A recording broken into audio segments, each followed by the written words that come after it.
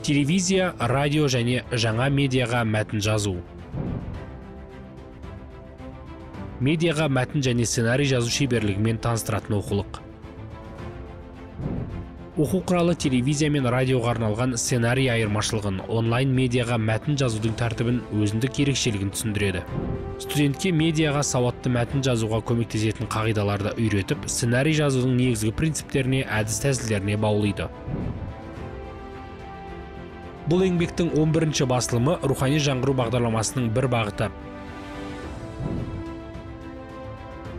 Жаңа гуманитарлық білім қазақ тіліндегі 100 жаңа оқулық жобасы аясында қазақ тіліне аударылды. Кітап медиа саласына қызығатын барша оқырманға арналған.